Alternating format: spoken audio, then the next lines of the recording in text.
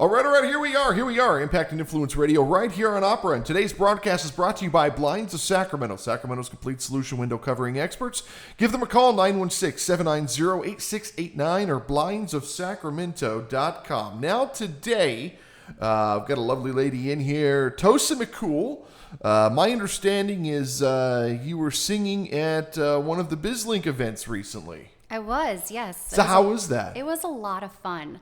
It was the first time I had done something like that without my band. So it was a little nerve-wracking, but it was pretty amazing. Have you played at Powerhouse before? Not with the band, no. Well, not with my current band, but I have played there before with a cover band that I was in a few years ago. Years and years ago, yeah. I played there. Good God, it's been at least 10 years now.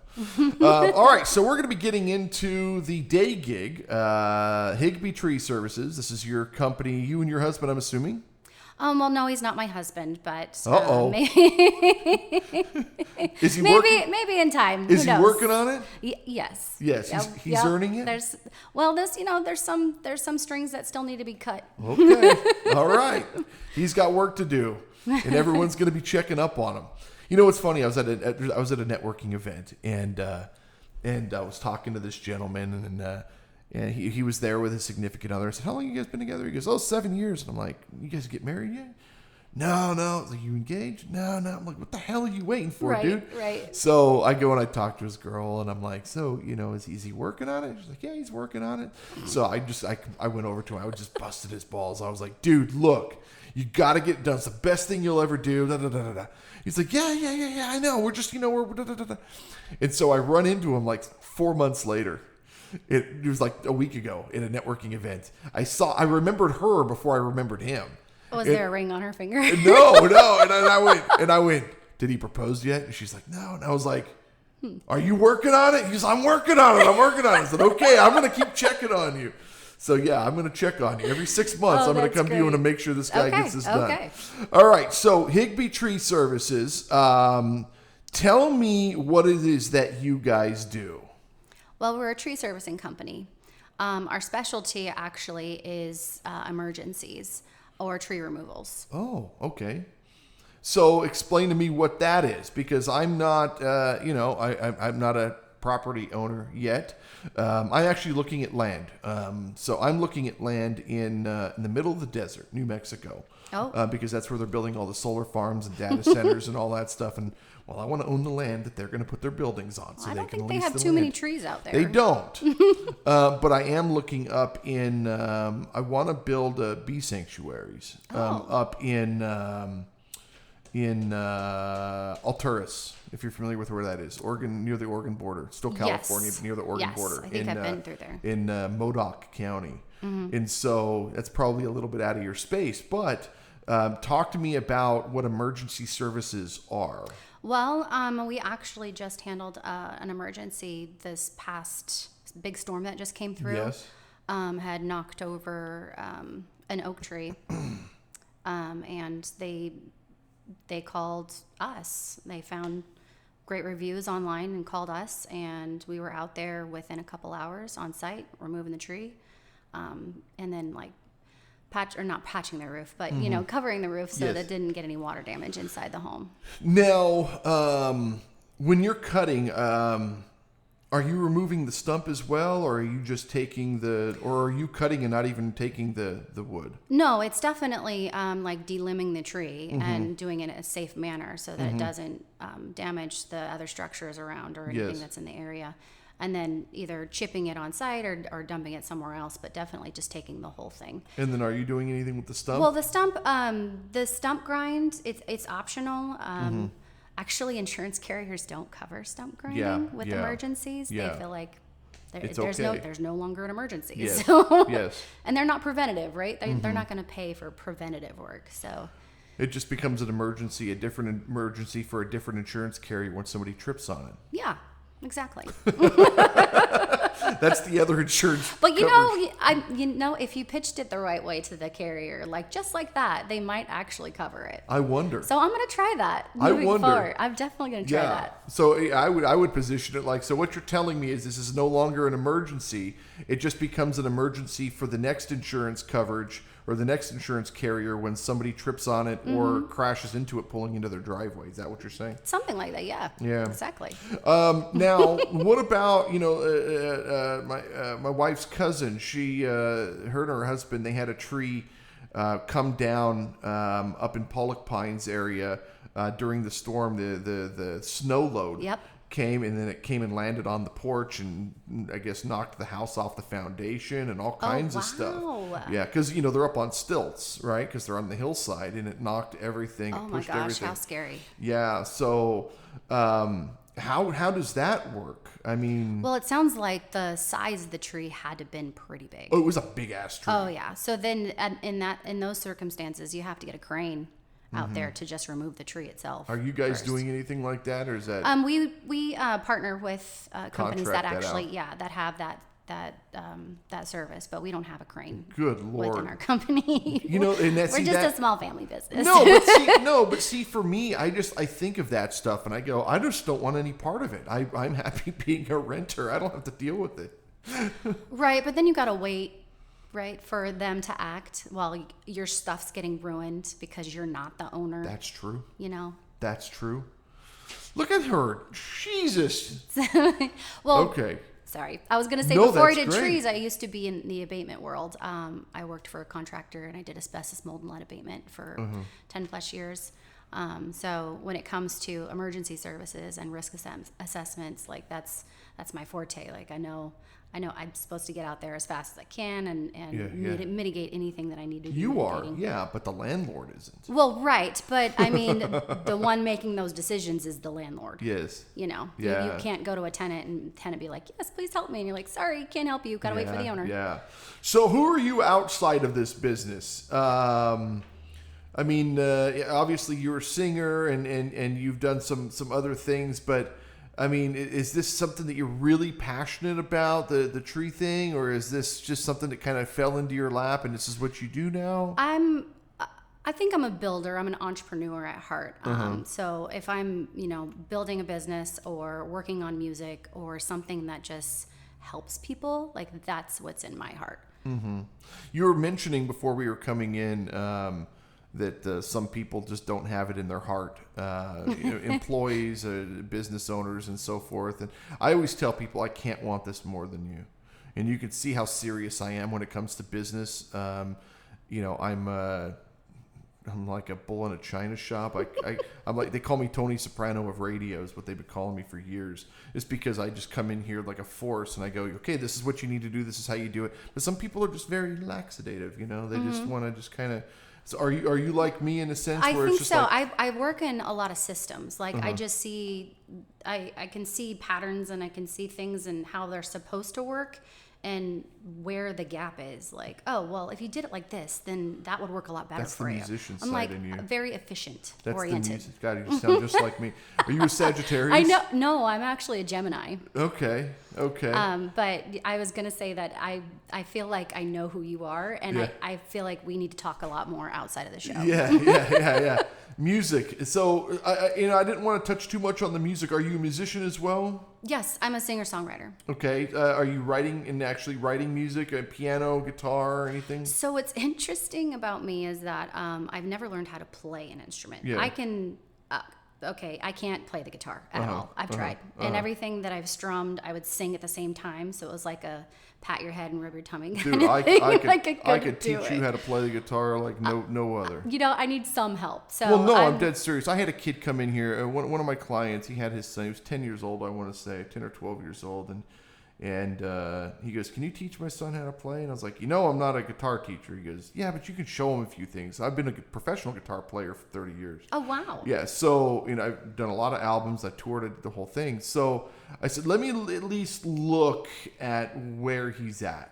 And immediately, I never knew I was a teacher. Immediately, I was able to identify where he was having his problem. This problem wasn't his picking hand. The problem was the strumming hand. Yeah. The problem was he needed to work on his dexterity.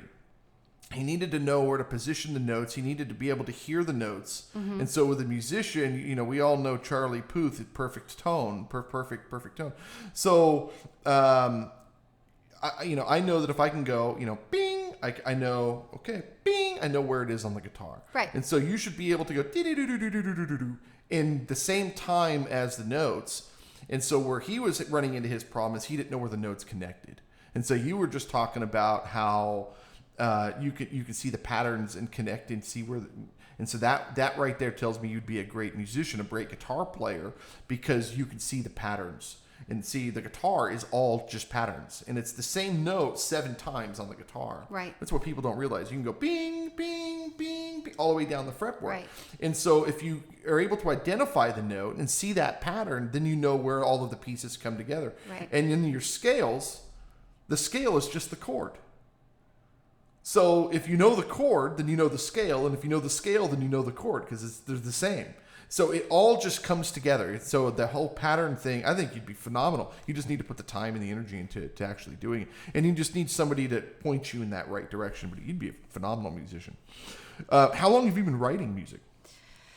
Well, I had my first heartbreak when I was 18. And the song I didn't know what to do, and I was so frustrated. And so I just started writing about it, and I was like, I'm gonna write a song. Yeah. And I didn't really have a whole lot of faith in myself and my writing until after my last marriage, which was 2020 is when I really started writing a lot of music. I met a rhythm guitarist, and he's phenomenal. He's a songwriter too, and he and I just wrote a ton of songs together right after my divorce.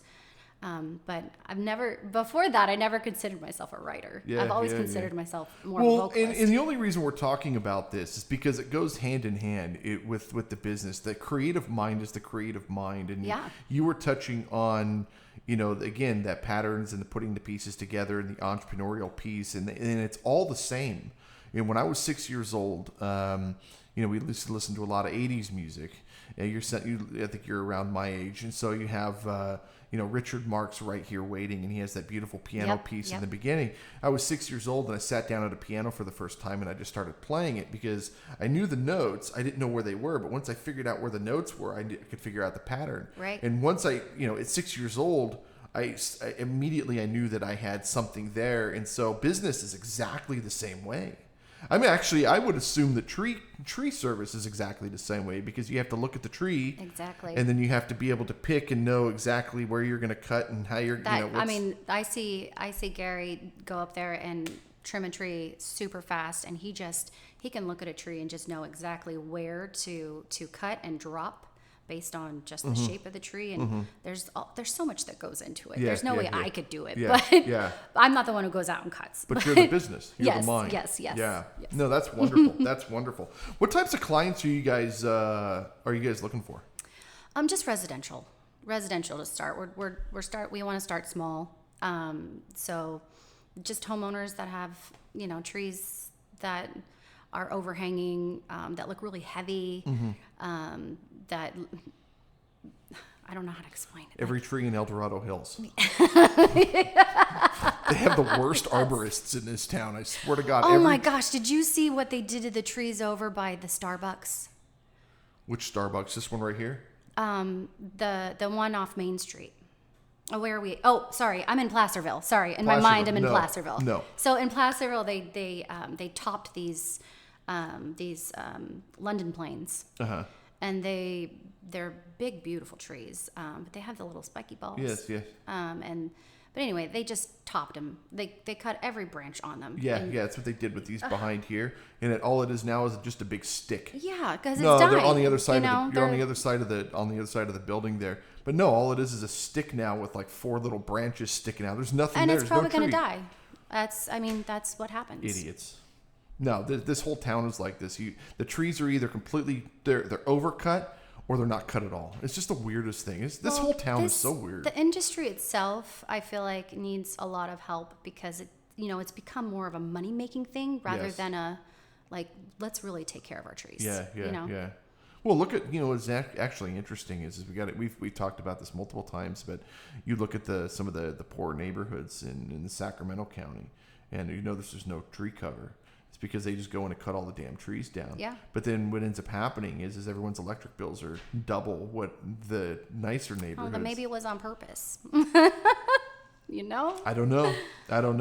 Are you guys helping with defensible space? Yes. That was one of the questions that we were talking about before we got started. Yes, absolutely. Defensible space is a must, especially in our area because of the fire zone. Yeah. The insurance that you have to pay is astronomical. So, Yeah. you know, every homeowner should be really focusing on making sure they have the defensible space around their homes. And there's a protocol for it. I was gonna. How many feet is it? Any idea? It depends on. There's a diagram. If I had the diagram, I could tell you the numbers. Yeah. But like a minimum of 14 feet. Something like that. Yeah. Yeah. No, so I'm looking at that land up in Modoc, and I don't want to do anything with it. Everyone's like, why do you want to buy it? Well, why not, first of all? But then, you know, what are you going to do with it? I'm just thinking, like, bees. We need bees. We don't need more houses. We need bees. And so that's why I'm just like, you know what? Let's just do a bee sanctuary. That's kind of what I'm thinking. Leave all the trees, leave everything. 'Cause it's not, you know, it's literally in the middle of nowhere, you know. Well, if that's the purpose, then it sounds like a great location. Yeah. I just got to figure out what kind of trimmage that they want done, and you know, all the stuff that they want up there. The land in New Mexico, it's like you set it and forget it. Like literally, it's in the middle of the desert, and they're talking like the jackrabbits eat the forage, and it's fine. You know, like literally, like you just set it and forget it. It's done. It's like you get an insurance policy in case somebody dumps tires on it or trips and falls. And then you just leave it. You know, like you don't have to I don't even have to go out there. I could literally just hire one of the townspeople from whatever hell county that is, and have them go and check on it every 6 months. But the land up in Modoc it's all fire country, so you got to figure out what the county wants, and Yeah. So, you guys want to go up there and sort all that out for me? Sure. If you need help, I can help you. I don't even want to touch it. I just want to own the land. The land's cheap, so you got to buy it before it's not cheap anymore. And that's basically what's happening now. Is all the billionaires and the Chinese are coming in and buying up all the land, and it's jacking the price up. And then once there's no more land, that's it. Yeah. And so scary. you know, you got to buy that land before it's gone. And I wish there was more education in our school systems that taught you how to do that with your life. Like my children, I'm trying to teach them. I actually didn't become a homeowner until I was 33, 34. And it was by accident, honestly. So I think that's part of the education system. That all of it. Yeah. All of it. Well, yeah. Okay. Yes. No, seriously, they didn't teach us anything in school. That's true. I would agree with that. They taught us nothing in school. We learned how to square dance and play badminton, but we didn't learn how to balance a checkbook. Like come on. Well, you know what they say. The school system was created to make workers. Yes. So. Yep. It's designed to keep the system going. Here we go. Conspiracy theory. All right. But it's true. I mean, we're not wrong. All right. Higby Tree Services, 916-544-8788, 916-544-8788, or HigbyTreeServices.com. Anything you want to add before we get out of here? I think that if they actually called the number, they would talk to me directly. Cool. So that's a good start. I know, right? That's a great start. What about if people are not sure about their trees? Maybe they just, they just probably should have them checked. Absolutely, because sometimes there's hazards that you don't even know exist. Yeah. I walked a property just recently, and there was a hole in the tree, and there was this stuff coming out of it. And it was a sweet gum tree. And the tree looked okay. It didn't look like it was dead or dying, but yet there was this weird hole in the middle of it, and there was stuff coming out of it. Like it was spitting out sap or something. Somebody living in it. But it was just weird. But it turns out to be, it's diseased. Yeah. Right? So it's like dying from the inside. And a lot of trees, especially the oak trees, it's hard to tell if they're dying on the inside. And people don't know what mistletoe is either. They don't know that the tree is. That's a big deal too. Yeah, they have no idea what it is. They think mistletoe, oh, it's Christmas, it's beautiful. No, your tree's dead, dude. Yeah. Yeah, so they have no idea. Hazards they can be avoided, you know. Liabilities can be avoided. Yeah. You have to be proactive. And your insurance company would probably appreciate that too. Absolutely. Yeah. 916-544-8788, HigbyTreeServices.com. Tossa, thank you so much for being here. Thank you, Quinn. And thank everybody for listening, and we will see you guys next time. Bye-bye.